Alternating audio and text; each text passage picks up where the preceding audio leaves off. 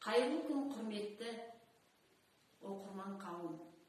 Дін ислам алтын діңгегін танымдық сағатын бастаймын. Дін адамзат қоғамындағы аса күрделі де маңызды әлеуметтік мәдени сана.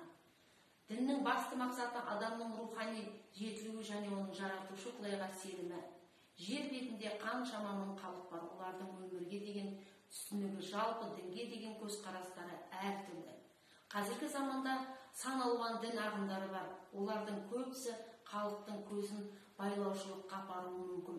Мұсылман халқына ертеден келе жатқан ортақ дін ислам діні. Ислам діні барлық мұсылмандарға ортақ дін. Құдіретті кітабы Құран. Ислам діні адамды адамшылыққа бастайтын, адамды тек қана өзін жақсы көріп қана қоймай, барлық адамдарды өзіндей көруге шақыратын дін.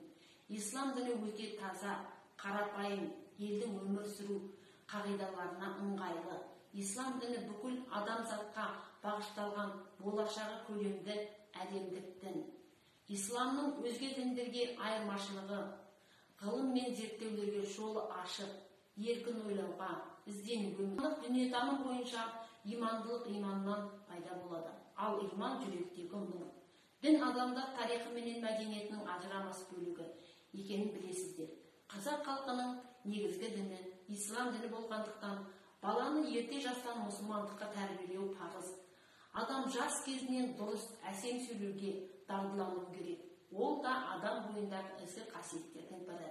Елбасымыз Нұрсұлтан Назарбаев: біз тірегіміз түрік, дініміз ислам екенін ұмытпауымыз керек деп, дінімізді берік сақтауымыз қажет екендігін айрықша назар аударған. Ислам 14 ғасырдан бері бар адамзаттың наным сеніміне, нәсілі мен төзіміне қарамастан ынтымақ пен бейбітшілікке, тазалық пен сабырлыққа шақырып келе жатқан Аллах Тағаланың